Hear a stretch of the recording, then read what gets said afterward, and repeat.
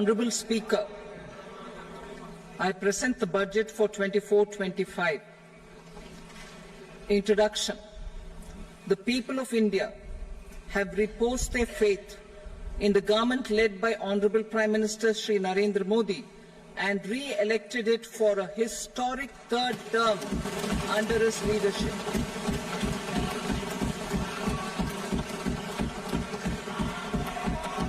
We are grateful for their support, faith, and trust in our policies. We are determined to ensure that all Indians, regardless of religion, caste, gender, and age, make substantial progress in realizing their life goals and aspirations. Global context. The global economy, while performing better than expected, is still in the grip of policy uncertainties. Elevated asset prices, political uncertainties, and shipping disruptions continue to pose significant downside risks for growth and upside risks to inflation. In this context, India's economic growth continues to be the shining exception and will remain so in the years ahead.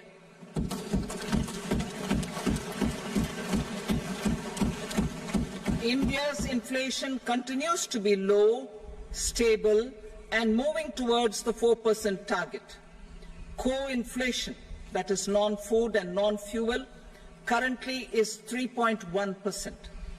Steps are being taken to ensure supplies of perishable goods reach markets adequately. Interim budget. As mentioned in the interim budget, we need to focus on 4 major castes, namely the Garib, Mahilaye, Yuva, and Annadata, the poor, women, youth, and the farmer. For Annadata, we announced higher minimum support prices a month ago for all major crops, delivering on the promise of at least a 50% margin over costs.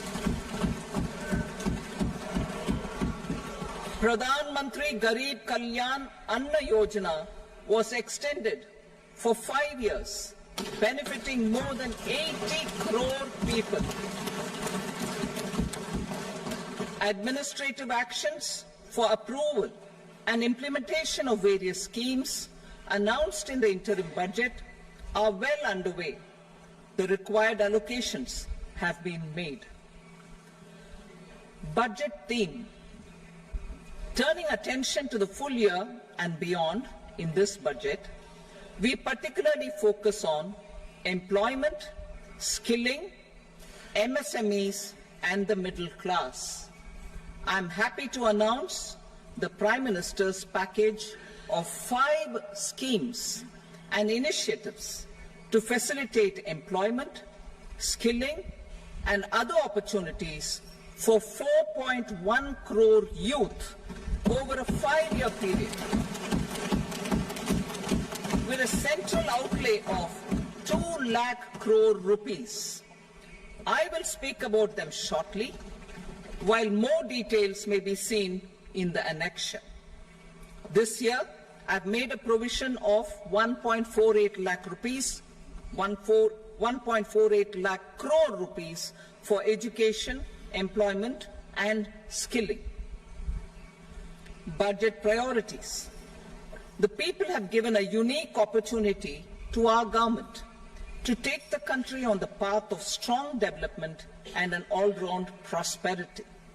In the interim budget, we promise to present a detailed roadmap for our pursuit of Vikasit Bharat. In line with the strategy set out in the interim budget, this budget envisages sustained efforts on the following 9 priorities for generating ample opportunities for all. Number 1, productivity and resilience in agriculture. Number 2, employment and skilling. Number 3, inclusive human resource development and social justice. 4. Manufacturing and services. 5. Urban development. 6. Energy security. 7. Infrastructure. 8. Innovation, research and development. And 9. Next generation reforms. Subsequent budgets will build on these and add more priorities and actions. A more detailed formulation will be carried out as part of the economic policy framework about which I will speak later in this speech. This budget details some of the specific actions to be initiated in the current year towards fulfillment of these priorities, with potential for transformative changes. The budget also covers some of the previously made announcements with intent to strengthen them and step up their implementation for expediting our journey towards the goal of Viksit Bharat. Priority 1, productivity and resilience in agriculture. Transforming agricultural research. Our government will undertake a comprehensive review of the agricultural research setup to bring the focus on raising productivity and developing climate-resilient varieties. Funding will be provided in challenge mode, including to the private sector. Domain experts, both from the government and outside, will oversee the conduct of such research. Release of new varieties. New 109 high-yielding and climate-resilient varieties of 32 field and horticultural crops will be released for cultivation by farmers. Natural farming. In the next 2 years, 1 crore farmers across the country will be initiated into natural farming, supported by certification and branding. Implementation will be through scientific institutions and willing gram panchayats. 10,000 need-based bio-input resource centers will be established. Missions for pulses and oilseeds. For achieving self-sufficiency in pulses and oilseeds, we will strengthen their production, storage and marketing. As announced in the interim budget, a strategy is being put in place to achieve Atmanirbharta for oilseeds such as mustard, groundnut, sesame, soybean and sunflower. Vegetable production and supply chains. Large-scale clusters for vegetable production will be developed closer to major consumption centers. We will promote farmer-producer organizations, cooperatives, and startups for vegetable supply chains, including for collection and storage and marketing. Digital public infrastructure for agriculture.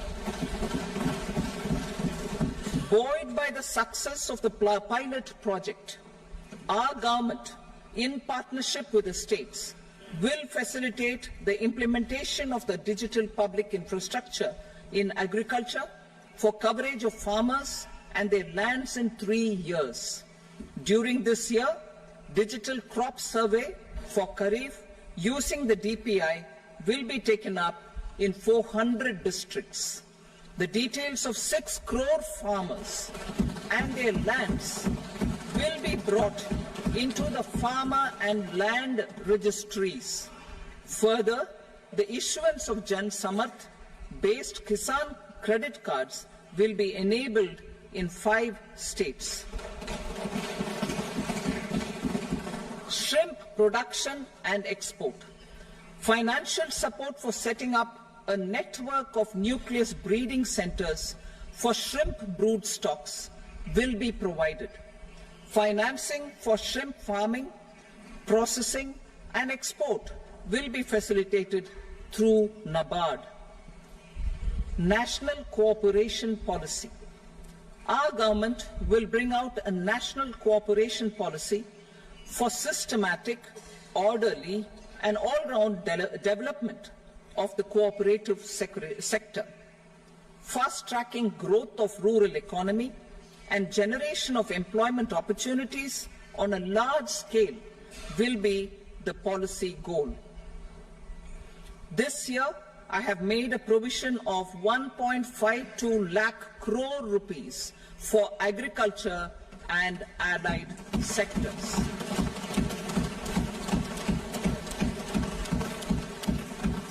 Priority 2, employment and skilling. Employment-linked incentive. Our government will implement following 3 schemes for employment-linked incentive as part of the Prime Minister's package. These will be based on enrollment in the EPFO and focus on recognition of first-time employees and support to employees and employers. Scheme A, first-timers. This scheme will provide 1 month wage to all persons newly entering the workforce in all formal sectors.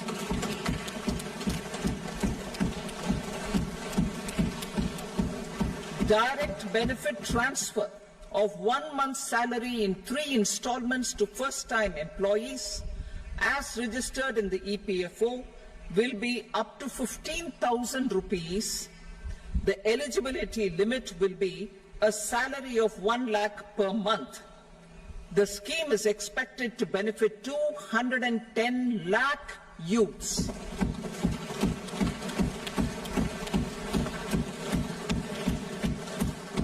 Scheme B, job creation in manufacturing. This scheme will incentivize additional employment in the manufacturing sector linked to the employment of first-time employees. An incentive will be provided at specified scale directly both to the employee and the employer with respect to the EPFO contribution in the first 4 years of employment. The scheme is expected to benefit 30 lakh youth entering employment and their employers.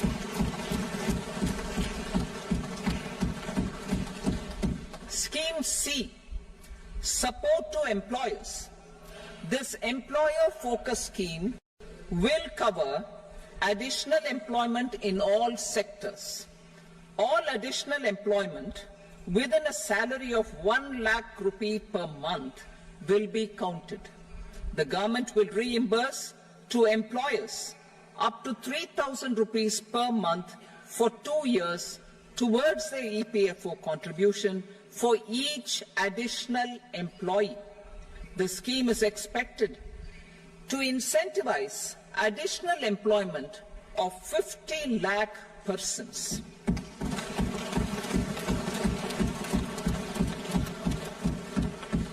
Participation of women in the workforce. We will facilitate higher participation of women in the workforce through setting up of working women hostels in collaboration with industry and establishing creches. In addition, the partnership will seek to organize women-specific skilling programs and promotion of market access for women SHG enterprises. Skilling program. I'm happy to announce a new centrally sponsored scheme as the 4th scheme under the Prime Minister's package for skilling in collaboration with state governments and industry. 20 lakh youth will be skilled over a 5-year period.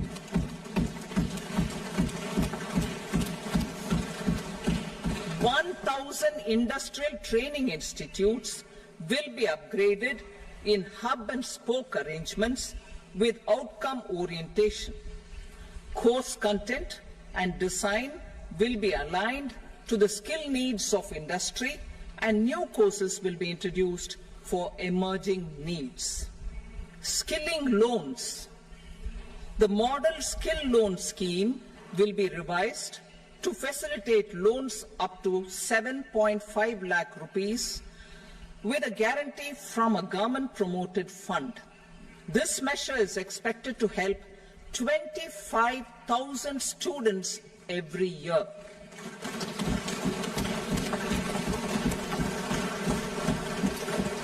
Education loans for helping our youth who have not been eligible for any benefit under government schemes and policies.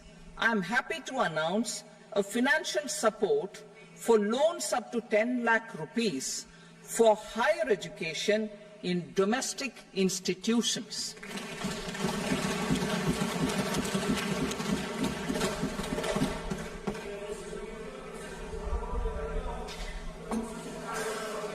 E-vouchers for this purpose. E-vouchers for this purpose will be given directly to 1 lakh students every year for annual interest subvention of 3% of the loan amount. Priority 3, inclusive human resource development and social justice. Saturation approach. Our government is committed to all-round, all-pervasive and all-inclusive development of people, particularly farmers, youth, women and the poor. For achieving social justice comprehensively, the saturation approach of covering all eligible people through various programs, including those for education and health, will be adopted to empower them by improving their capabilities. Implementation of schemes meant for supporting economic activities by craftsmen, artisans, self-help groups, scheduled caste, scheduled tribe, and women entrepreneurs and street vendors such as the PM Vishwakarma, PM Swanidhi, National Livelihood Missions, and Stand Up India will be stepped up. Purvodaya.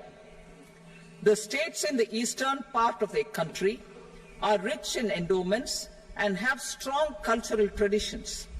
We will formulate a plan, Purvodaya, for the all-round development of the eastern region of the country, covering Bihar, Jharkhand, West Bengal, Odisha, and Andhra Pradesh.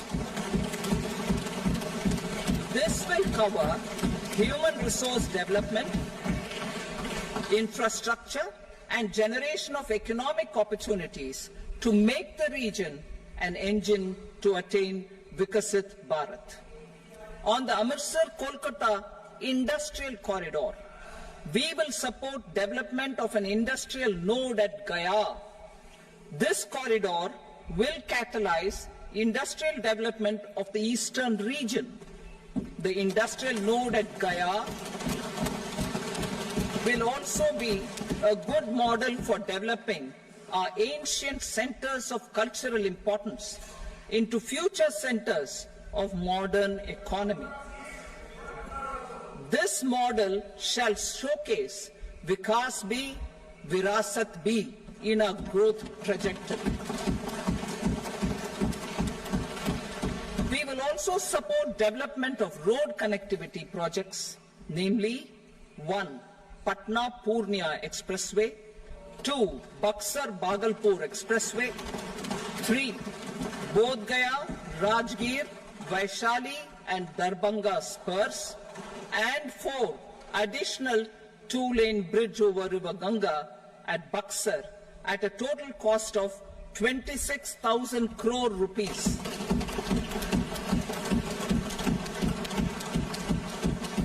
Power projects, including setting up of a new 2,400 megawatt power plant at Pir Painti, will be taken up at a cost of 21,400 crore rupees. New airports, medical colleges, and sports infrastructure in Bihar will be constructed. An additional allocation to support capital investments will be provided. The requests of Bihar government for external assistance from multilateral development banks will be expedited.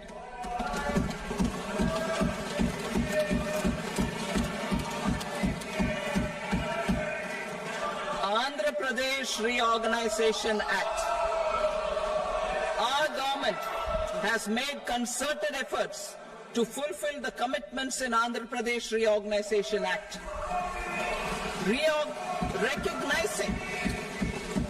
Recognizing the state's need for the capital, recognizing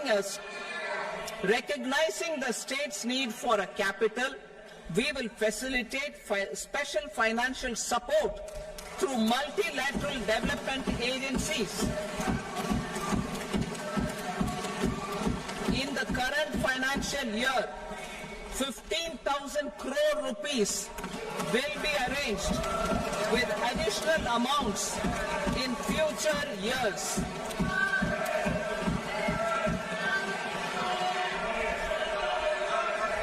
Our government is fully committed to financing and early completion of the Polavaram irrigation project, which is the lifeline for Andhra Pradesh and its farmers. This will facilitate our country's food security as well. Under the Act, Andhra Pradesh Reorganization Act, for promoting industrial development, funds will be provided for essential infrastructure such as water, power, railways and roads. In Kopparthi node on the Visakhapatnam-Chennai Industrial Corridor and Varavakal node on the Hyderabad-Bengaluru Industrial Corridor. An additional allocation will be provided this year towards capital investment for economic growth.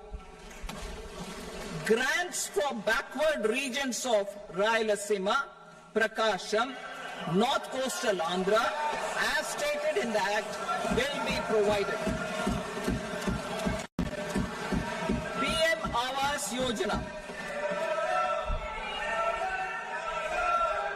3 crore additional houses under the PM Awas Yojana in rural and urban areas in the country have been announced, for which the necessary allocations are being made.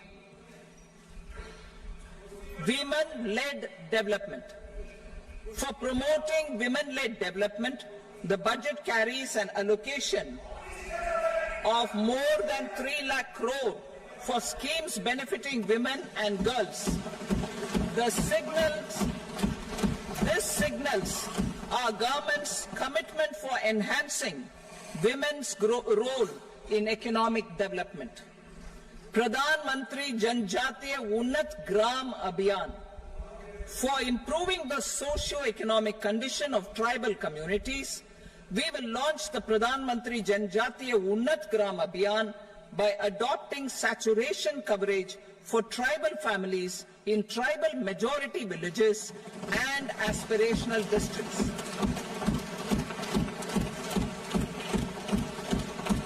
This will cover 63,000 villages, benefiting 5 crore tribal people. Bank branches in northeastern region.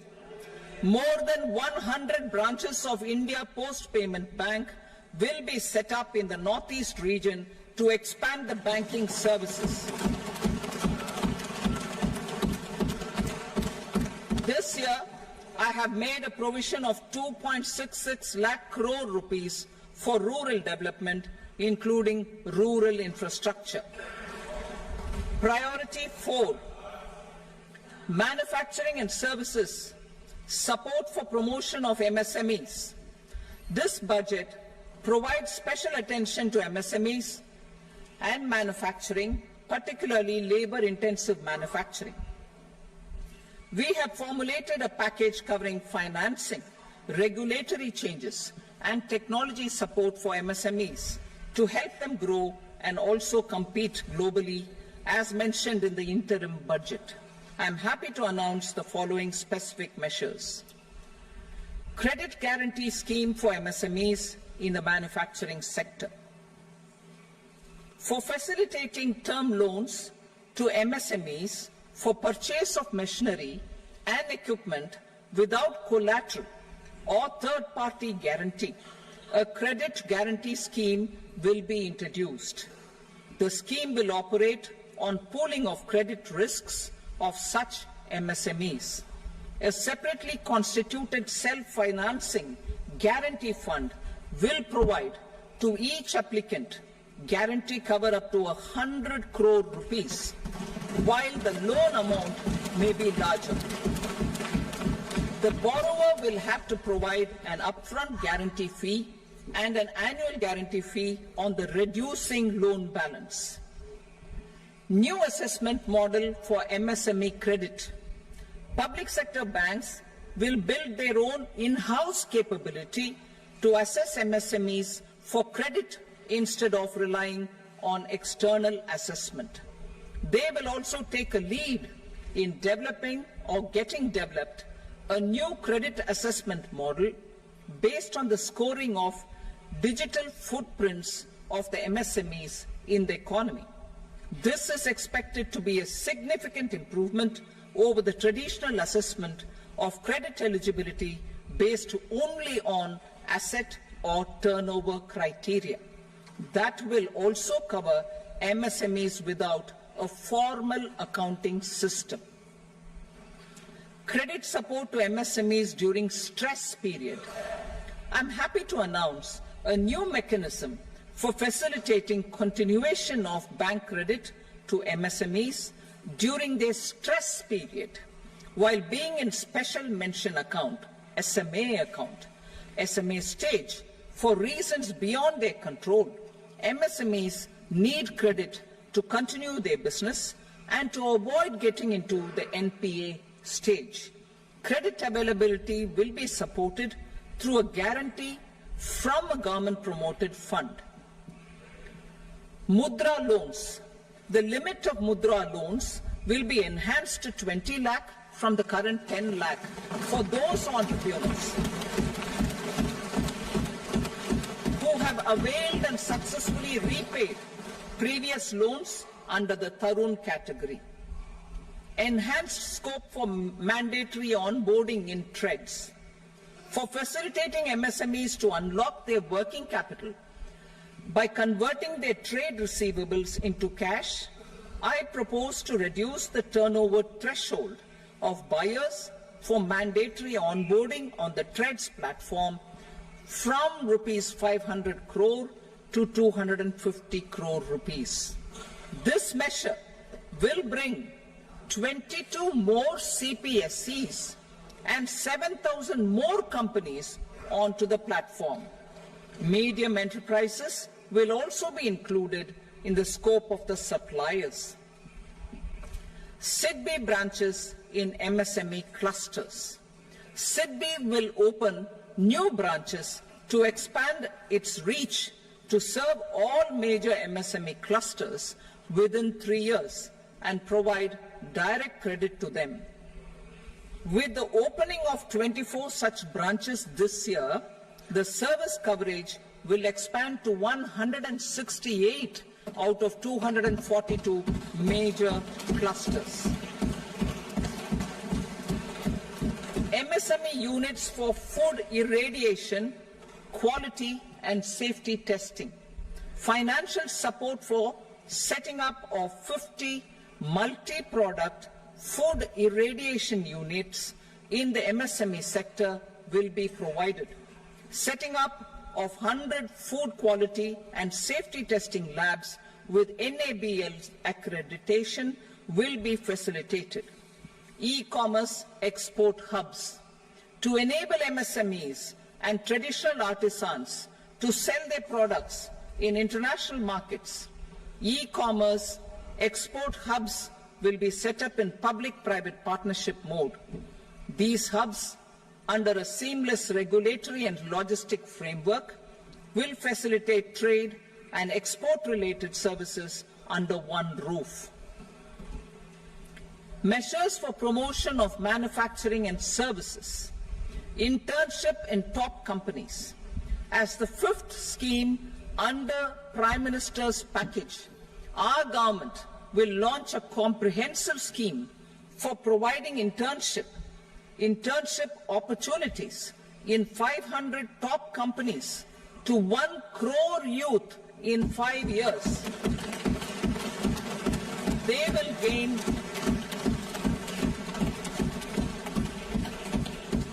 will gain exposure for 12 months to real-life business environment, varied professions, and employment opportunities. An internship allowance of 5,000 per month, 5,000 rupees per month, along with a one-time assistance of 6,000 rupees will be provided. Companies will be expected to bear the training cost and 10% of their internship cost from their CSR funds. Industrial parks.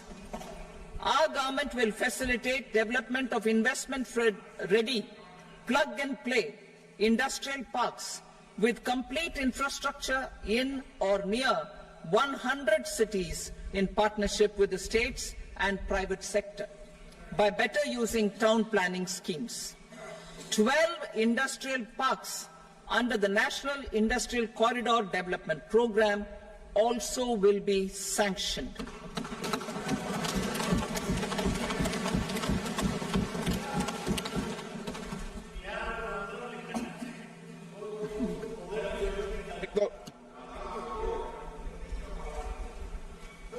Vedi, no, please, Petty.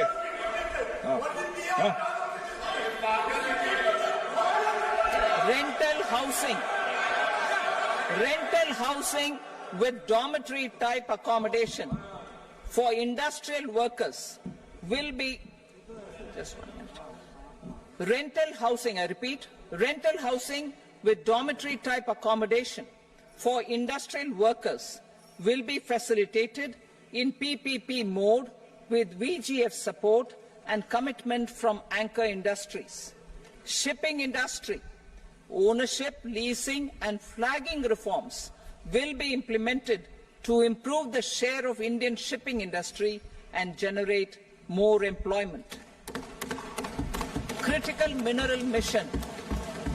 We will set up a critical mineral mission for domestic production, recycling of critical minerals and overseas acquisition of critical mineral assets. Its mandate will include technology development, skilled workforce, extended producer responsibility framework and a suitable financing mechanism. Offshore mining of minerals.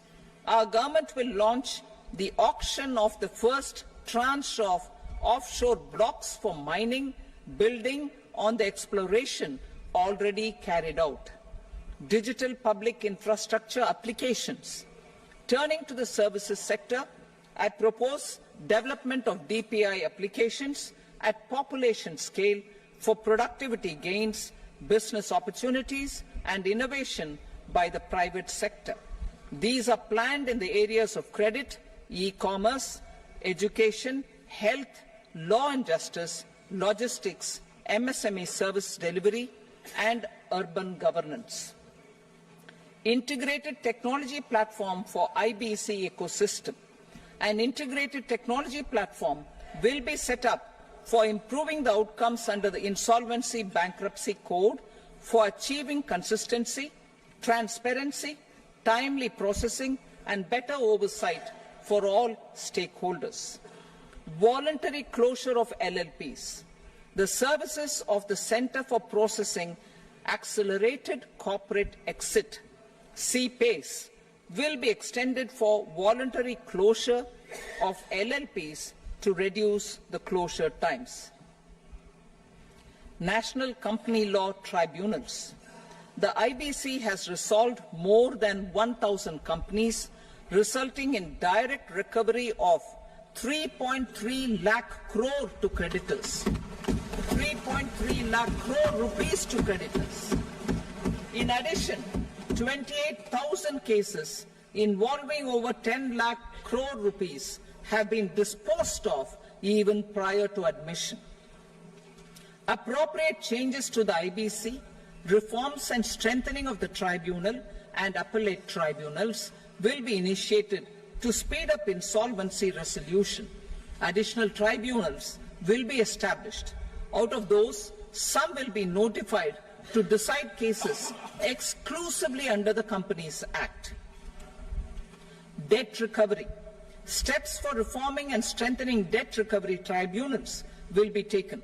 Additional tribunals will be established to speed up recovery. Priority 5, urban development. Cities as growth hubs. Working with states, our government will facilitate development of cities as growth hubs. This will be achieved through economic and transit planning and orderly development of peri-urban areas utilizing town planning schemes. Creative redevelopment of cities. For creative brownfield redevelopment of existing cities with a transformative impact, our government will formulate a framework for enabling policies, market-based mechanisms, and regulation. Transit-oriented development. Transit-oriented development plans for 14 large cities with a population above 30 lakh will be formulated, along with an implementation and financing strategy. Urban housing. Under the PM Awas Yojana, Urban 2.0, housing needs of 1 crore urban poor and middle-class families will be addressed with an investment of 10 lakh crore rupees. This will include the central assistance of 2.2 lakh crore rupees in the next 5 years. A provision of interest subsidy to facilitate loans at affordable rates is also envisaged. In addition, enabling policies and regulations for efficient and transparent rental housing markets with enhanced availability will also be put in place. Water supply and sanitation. In partnership with state governments and multilateral development banks, we will promote water supply, sewage treatments, and solid waste management projects and services for 100 large cities through bankable projects. These projects will also envisage use of treated water for irrigation and filling up of tanks in nearby areas. Street markets. Building on the success of PM Swanidhi scheme in transforming the lives of street vendors, our government envisions a scheme to support each year over the next 5 years the development of 100 weekly hearts or street food hubs in select cities. Stamp duty. We will encourage states which continue to charge high stamp duty to moderate the rates for all and also consider further lowering duties for properties purchased by women. This reform will be made an essential component of urban development schemes. Priority 6, energy security, energy transition. In the interim budget, I had announced our strategy to sustain high and more resource-efficient economic growth, along with the energy security in terms of availability, accessibility, and affordability. We will bring out a policy document on appropriate energy transition pathways that balances the imperatives of employment, growth, and environmental sustainability. PM Surya Ghar Muft Bijli Yojana. PM Surya Ghar Muft Bijli Yojana. In line with the announcement in the interim budget, In line with the announcement in the interim budget, PM Surya Ghar Muft Bijli Yojana has been launched to install rooftop solar plants to enable 1 crore households obtain free electricity up to 300 units every month. The scheme has generated remarkable response with more than 1.28 crore registrations and 14 lakh applications, and we will further encourage it. Pumped storage policy. A policy for promoting pumped storage projects will be brought out for electricity storage and facilitating smooth integration of the growing share of renewable energy with its variable and intermittent nature in the overall energy mix. Research and development of small and modular nuclear reactors. Nuclear energy is expected to form a very significant part of the energy mix for Viksit Bharat. Towards that pursuit, our government will partner with the private sector for 1. Setting up Bharat Small Reactors, 2. Research and development of Bharat Small Modular Reactor, and 3. Research and development of newer technologies for nuclear energy. The R&D funding announced in the interim budget will be made available for this sector also. Advanced ultra supercritical thermal power plants. The development of indigenous technology for advanced ultra supercritical thermal power plants with much higher efficiency has been completed. A joint venture between NTPC and BHEL will set up a full-scale 800 megawatt commercial plant using AUSC technology. The government will provide the required fiscal support. Moving forward, development of indigenous capacity for the production of high-grade steel and other advanced metallurgy materials for these plants will result in strong spin-off benefits for the economy. Roadmap for hard-to-abate industries. A roadmap for moving the hard-to-abate industries from energy efficiency targets to emission targets will be formulated. Appropriate regulations for transition of these industries from the current perform, achieve and trade mode to Indian carbon market mode will be put in place. Support to traditional micro and small industries.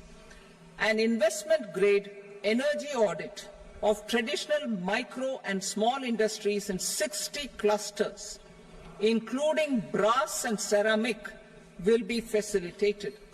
Financial support will be provided for shifting them to cleaner forms of energy and implementation of energy efficiency measures.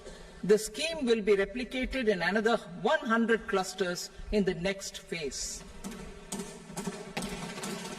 Priority 7, infrastructure investment by central government.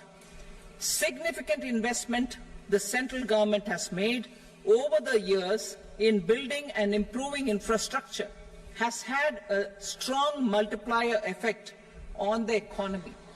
We will endeavour to maintain strong fiscal support for infrastructure over the next 5 years in conjunction with imperatives of other priorities and fiscal consolidation. This year, I have provided 11,11,111 crore rupees for capital expenditure. This would be 3.4% of our GDP. Infrastructure investment by state governments. We will encourage states to provide support of similar scale for infrastructure, subject to their development priorities. a provision of 1.5 lakh crore rupees for long-term interest-free loans have been made this year, also to support the states in their resource allocation. Private investment in infrastructure. Investment in infrastructure by private sector will be promoted through viability gap funding and enabling policies and regulations. A market-based financing framework will be brought out. Pradhan Mantri Gram Sadak Yojana, Phase 4 of the PMGSY will be launched to provide all-weather connectivity to 25,000 rural habitations, which have become eligible in view of their population increase.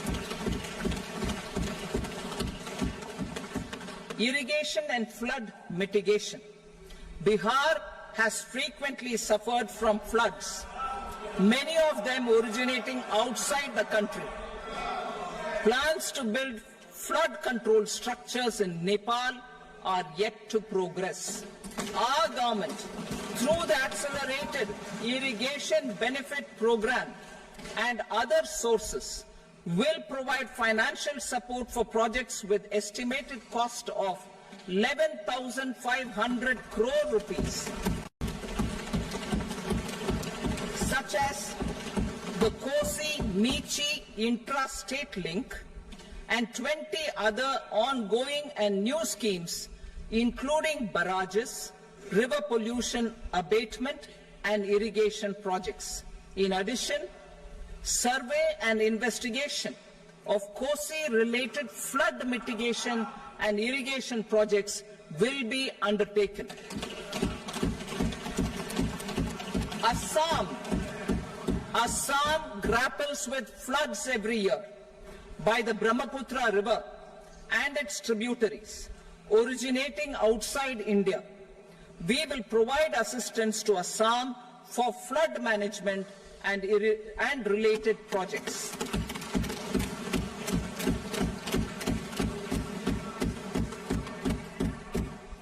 Himachal Pradesh suffered extensive losses due to floods last year.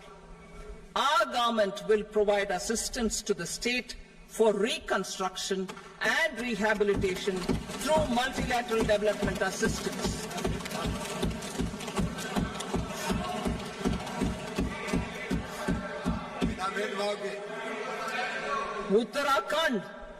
Uttarakhand too suffered losses due to cloudbursts and massive landslides.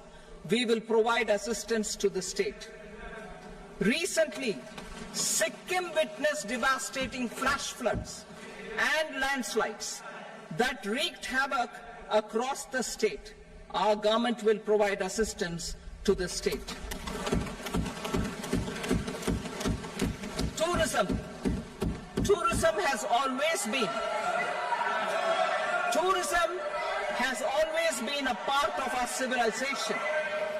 Our efforts in positioning India as a global tourist destination will also create jobs, stimulate investments, and unlock economic opportunities for other sectors. In addition to the measures outlined in the interim budget, I propose the following measures. Vishnupad Temple at Gaya and Mahabodhi Temple at Bodh Gaya in Bihar are of immense spiritual significance.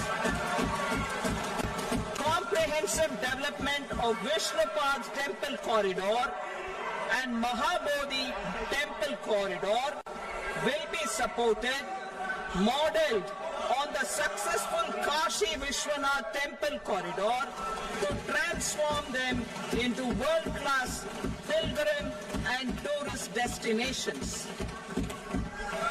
Rajgir holds immense religious significance for Hindus, Buddhists and Jains. The 20th Tirthankara Muniswarata Temple in the Jain temple complex is ancient.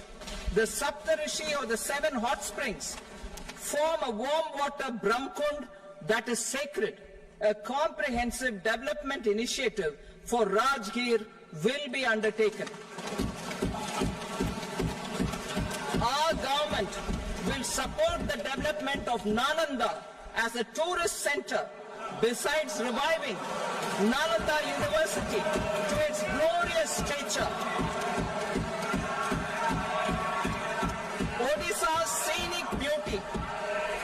Odisha's scenic beauty, temples, monuments, craftsmanship, wildlife sanctuaries, natural landscapes, and pristine beaches make it an ultimate tourism destination. Our government will provide assistance for their development to Odisha as well. Priority 8, innovation, research and development. We will operationalize the Anusandhan National Research Fund for basic research and prototype development. Further, we will set up a mechanism for spurring private sector-driven research and innovation at commercial scale with a financing pool of 1 lakh crore rupees in line with the announcement in the interim budget. Space economy.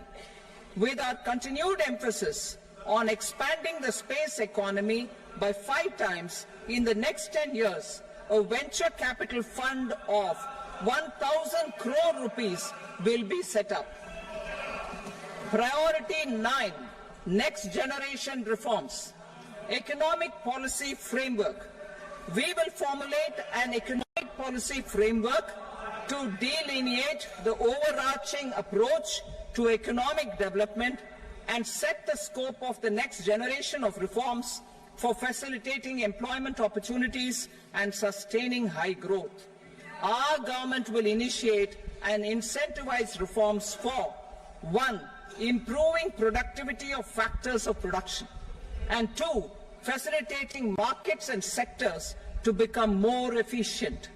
These reforms will cover all factors of production, namely land, labor, capital, and entrepreneurship, and technology as an enabler of improving total factor productivity and bridging inequality. Effective implementation of several of these reforms requires collaboration between the centre and the states and building consensus as development of the country lies in development of the states. For promoting competitive federalism and incentivizing states for faster implementation of reforms, I propose to earmark a significant part of the 50-year interest-free loan. Working with the states, we will initiate the following reforms.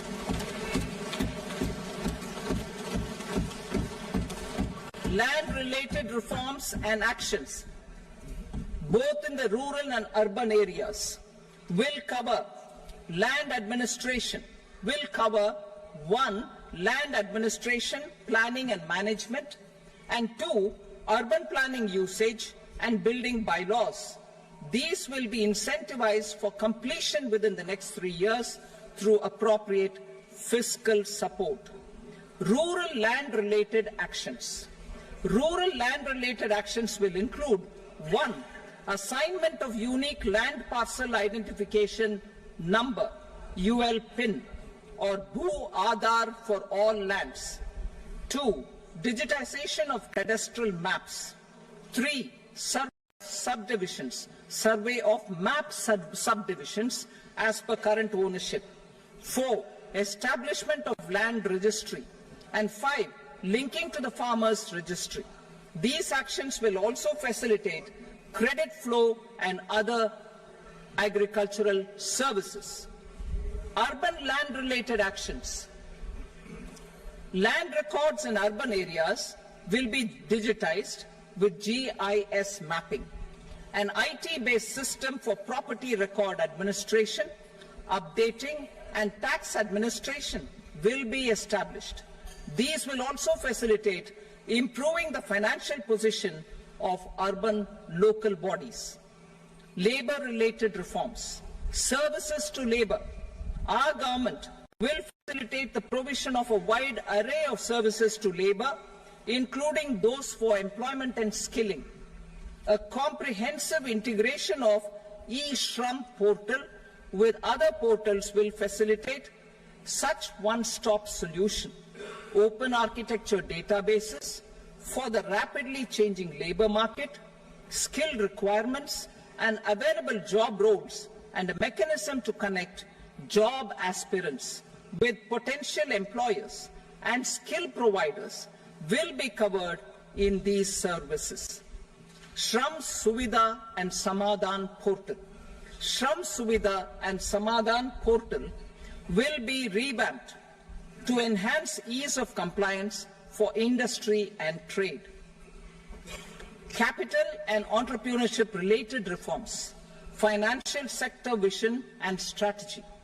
For meeting financing needs of the economy, our government will bring out a financial sector vision and strategy document to prepare the sector in terms of size, capacity and skills. This will set the agenda for the next 5 years and guide the work of the government, regulators, financial institutions and market participants. Taxonomy for climate finance. We will develop taxonomy for climate finance for enhancing the availability of capital for climate adaptation and mitigation. This will support achievement of the country's climate commitments and green transition. Variable capital company structure. We will seek the required legislative approval for providing an efficient and flexible mode for financing leasing of aircrafts and ships and pooled funds of private equity through a variable company structure. Foreign direct investment and overseas investment. The rules and regulations for foreign direct investment and overseas investments will be simplified to 1.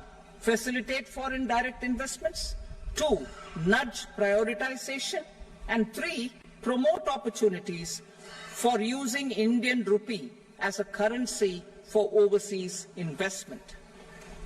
NPS Vatsalya. NPS Vatsalya, a plan for contribution by parents and guardians for minors, will be started. On attaining the age of majority, the plan can be converted seamlessly into a normal NPS account. Use of technology. We have successfully used technology for improving productivity and bridging inequality in our economy during the past 10 years. Public investment in digital infrastructure and innovations by the private sector have helped in improving access of all citizens, particularly the common people, to market resources, education, health and services. We will step up adoption of technology towards digitalization of the economy. Ease of doing business. For enhancing ease of doing business, we are already working on the Jan Vishwas Bill 2.0. Further, states will be incentivized for implementation of the business reforms, action plans and digitalization. Data and statistics. For improving data governance, collection, processing and management of data and statistics, different sectoral databases, including those established under the Digital India Mission, will be utilized with active use of technology tools. New pension scheme. The committee to review the NPS has made considerable progress in its work. I'm happy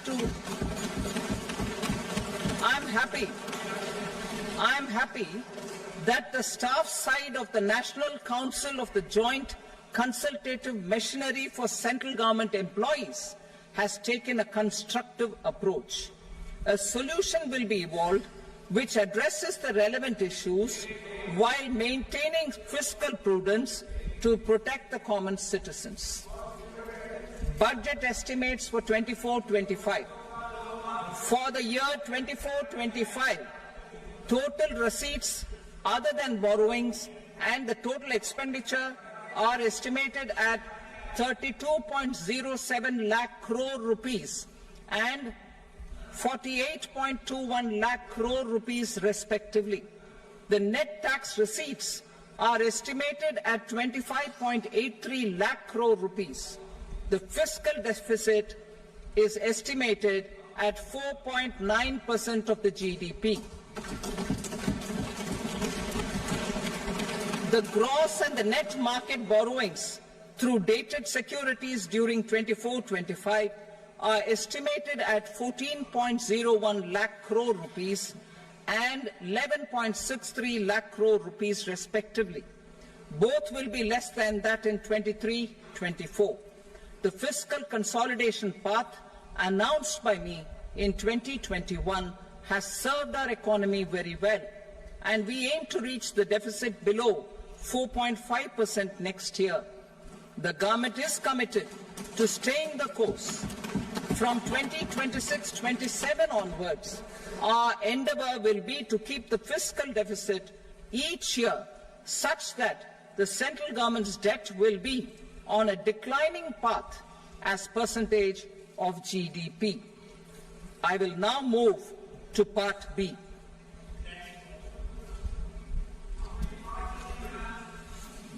Indirect taxes. Sir, I start with GST.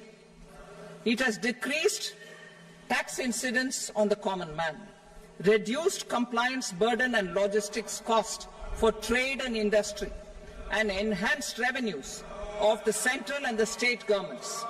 It is a success of vast proportions. To multiply the benefits of GST, we will strive to further simplify and rationalize the tax structure and endeavour to expand it to the remaining sectors. My proposals for customs duties intend to support domestic manufacturing, deepen local value addition, promote export competitiveness, and simplify taxation while keeping the interest of the general public and consumers surmount. In Budget 22-23, we reduced the number of customs duty rates. I propose to undertake a comprehensive review of the rate structure over the next 6 months to rationalize and simplify it for ease of trade, removal of duty inversion, and reduction of disputes. I shall now take up sector-specific customs duty proposals. Medicine and medical equipments. To provide relief to cancer patients, I propose to fully exempt 3 more medicines from customs duties.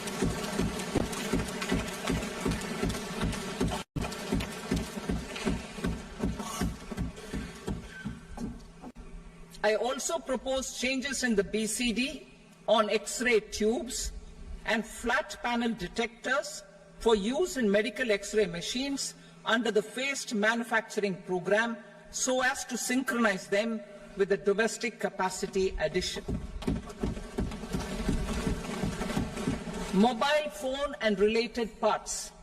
With a 3-fold increase in domestic production and almost a 100-fold jump in exports of mobile phones over the last 6 years, the Indian mobile industry has matured. In the interest of consumers, I now propose to reduce the BCD on mobile phone, mobile PCBA, and mobile charger to 15%.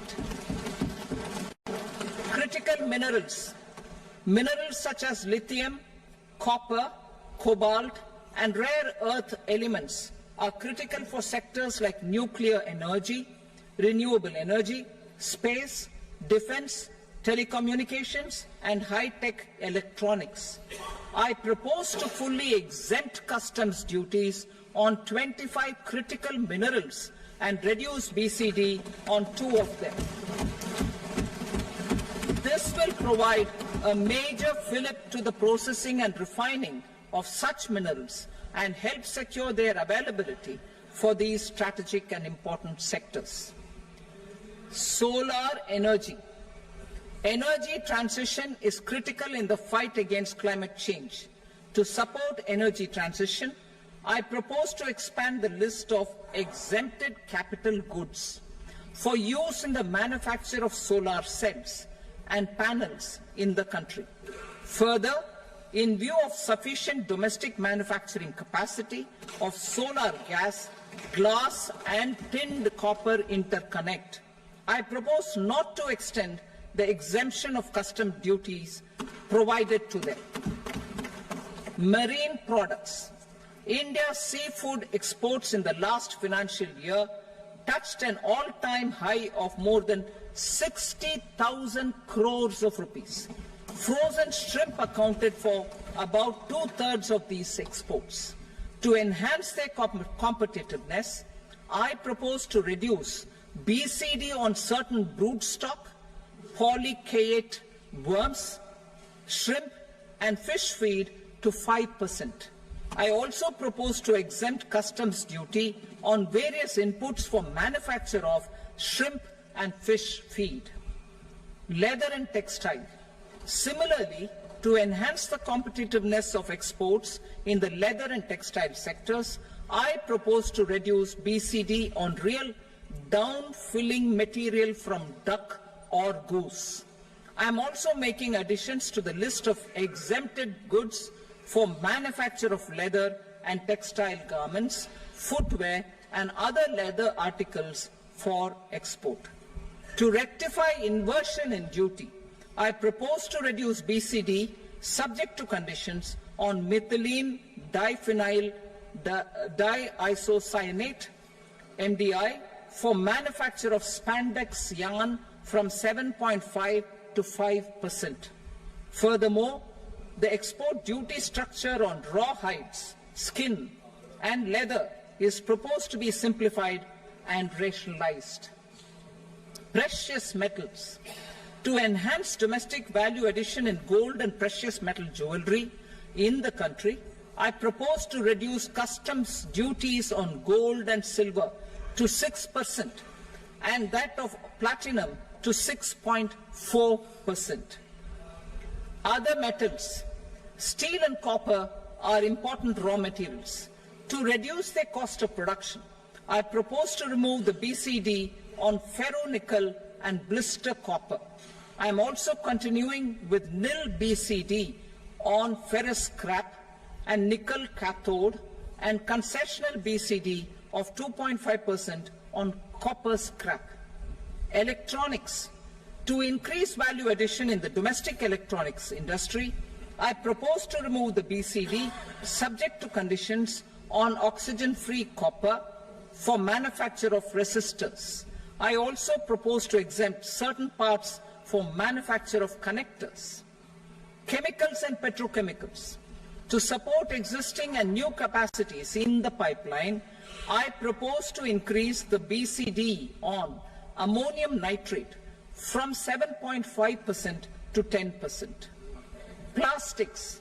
PVC flex banners are non-biodegradable and hazardous for environment and health. To curb their imports, I propose to raise the BCD on them from 10 to 25%. Telecommunication equipment. To incentivize domestic manufacturing, I propose to increase the BCD from 10 to 15% on PCBA of specified telecom equipment. Trade facilitation. To promote domestic aviation and boat and ship MRO, I propose to extend the period for export of goods imported for repairs from 6 months to 1 year. I'll read that again. To promote domestic aviation and boat and ship maintenance, repair and operations, I propose to extend the period for export of goods imported for repairs from 6 months to 1 year. In the same vein, I propose to extend the time limit for re-import of goods for repairs under warranty from 3 to 5 years. I now move to direct taxes. We will continue our efforts to simplify taxes, improve taxpayer services, provide tax certainty, and reduce litigation while enhancing revenues for funding the development and welfare schemes of the government. It has been our endeavour to simplify taxation. We have taken a number of measures in the last few years, including introduction of simplified tax regimes without exemptions and deductions for corporate tax and for personal income tax. This has been appreciated by taxpayers. 58% of corporate tax came from the simplified tax regime in the financial year 22-23. Similarly, as per data available till now, for the last fiscal, more than 2/3 have availed the new personal income tax regime. Comprehensive review of the Income Tax Act. I am now announcing a comprehensive review of the Income Tax Act 1961. The purpose is to make the Act concise, lucid, easy to read and understand. This will reduce disputes and litigation, thereby providing tax certainty to the taxpayers. I will also bring down the demand embroiled in litigation. It is proposed to be completed in 6 months. A beginning is being made in the Finance Bill by simplifying the tax regime for charities, tedious rate structures, provisions of reassessment and such provisions, and capital gains taxation.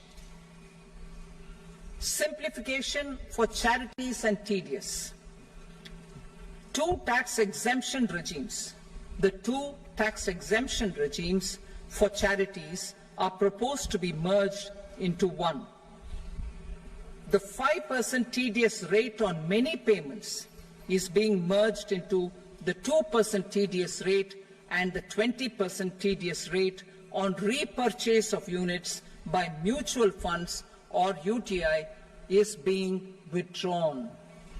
TDS rate on e-commerce operators is proposed to be reduced from 1 to 0.1%. Moreover, credit of TCS is proposed to be given in the TDS to be deducted on salary. Further, I propose to decriminalize delay for payment of TDS up to the due date of filing statement for the same. I also plan to provide a standard operating procedure for TDS defaults and simplify and rationalize the compounding guidelines for such defaults. Simplification of reassessment. I propose to thoroughly simplify the provisions for reopening and reassessment. An assessment hereinafter can be reopened beyond 3 years from the end of the assessment year only if the escaped income is 50 lakh rupees or more, up to a maximum period of 5 years from the end of the assessment year. Even in such cases, a time limit of 6 years before the year of the search, as against the existing time limit of 10 years, is being proposed. This will reduce tax uncertainty and disputes. Simplification and rationalization of capital gains. Capital gains taxation is also proposed to be hugely simplified. Short-term gains on certain financial assets shall henceforth attract a tax rate of 20%, while that on all other financial assets and all non-financial assets shall continue to attract the applicable tax rate. Long-term gains on all financial and non-financial assets, on the other hand, will attract a tax rate of 12.5%. For the benefit of the lower and the middle income classes, I propose to increase the limit of exemption of capital gains on certain financial assets to 1.25 lakh rupees per year. Listed financial assets held for more than a year will be classified as long-term, while unlisted financial assets and all non-financial assets will have to be held for at least 2 years to be classified as long-term. Unlisted bonds and debentures, debt mutual funds, and market-linked debentures, irrespective of holding period, however, will attract tax on capital gains at applicable rates. Taxpayer services. All the major taxpayer services under GST and most services under customs and income tax have been digitalized. All remaining services of customs and income tax, including rectification and order giving effect to appellate orders, shall be digitalized and made paperless over the next 2 years. Litigation and appeals. While our concerted efforts to reduce pendency of appeals at various appellate fora are beginning to show good results, it will continue to engage our highest attention. To dispose of the backlog of first appeals, I plan to deploy more officers to hear and decide such appeals, especially those with large tax effect. For resolution of certain income tax disputes pending an appeal, I am also proposing Vivad Se Vishwas Scheme 2024. Further, I propose to increase monetary limits for filing appeals related to direct taxes, excise and service tax in the tax tribunals, high courts and Supreme Court to 60 lakh rupees, 2 crore rupees and 5 crore respectively, with a view to reduce litigation and provide certainty in international taxation. We will expand the scope of safe harbor rules and make them more attractive. We will also streamline the transfer pricing assessment procedure. Employment and investment. I have a few proposals to promote investment and foster employment. First of all, to bolster the Indian startup ecosystem, boost the entrepreneurial spirit, and to support innovation, I propose to abolish the so-called angel tax for all classes of investors. Second, there is tremendous potential for cruise tourism in India. To give a fillip to this employment-generating industry, I am proposing a simpler tax regime for foreign shipping companies operating domestic cruises in the country. Third, India is a world leader in the diamond cutting and polishing industry, which employs a large number of skilled workers. To further promote the development of this sector, we would provide for safe harbor rates for foreign mining companies selling raw diamonds in the country. Fourth, to attract foreign capital for our development needs, I propose to reduce the corporate tax rate on foreign companies from 40 to 35%. Deepening the tax base. I have a couple of proposals for deepening the tax base. First, security transaction tax on futures and options of securities is proposed to be increased to 0.02% and 0.1% respectively. Second, for reasons of equity, I propose to tax income received on buyback of shares in the hands of recipients. Other proposals: to improve social security benefits, deduction of expenditure by employers towards NPS is proposed to be increased from 10 to 14% of the employee's salary.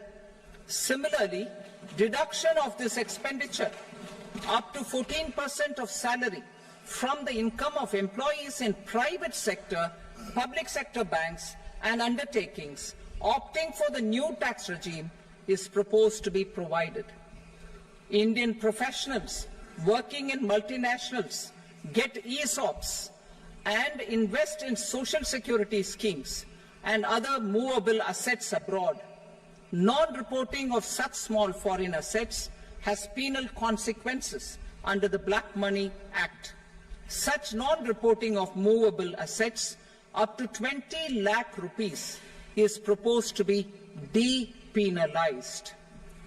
Other major proposals in the finance bill relate to withdrawal of equalization levy of 2%, expansion of tax benefits to certain funds and entities in IFSCs, and immunity from penalty and prosecution to Benamidar on full and true disclosure so as to improve conviction under the Benami Transaction Prohibition Act 1988. Personal income tax.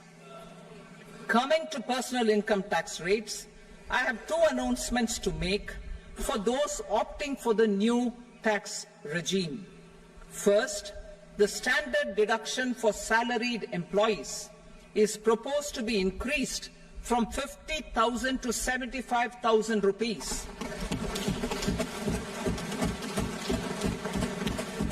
Similarly, deduction on family pension for pensioners is proposed to be enhanced from 15,000 to 25,000 rupees. This will provide relief to about 4 crore salaried individuals and pensioners.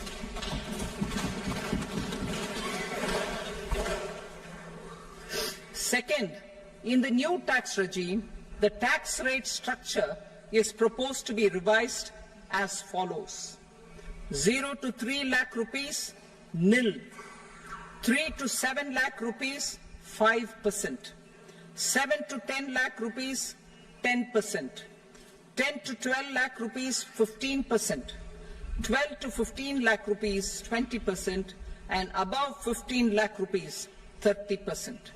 As a result of these changes, a salaried employee in the new tax regime stands to save up to 17,500 rupees in income tax.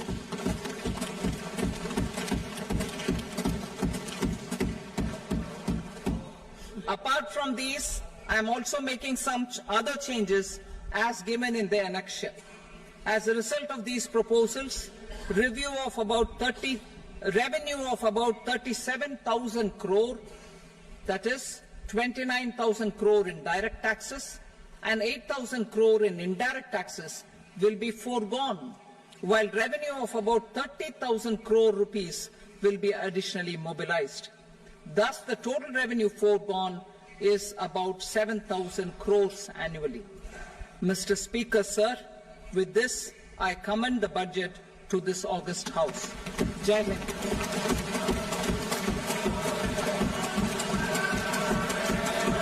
Item number 2. Item number 2.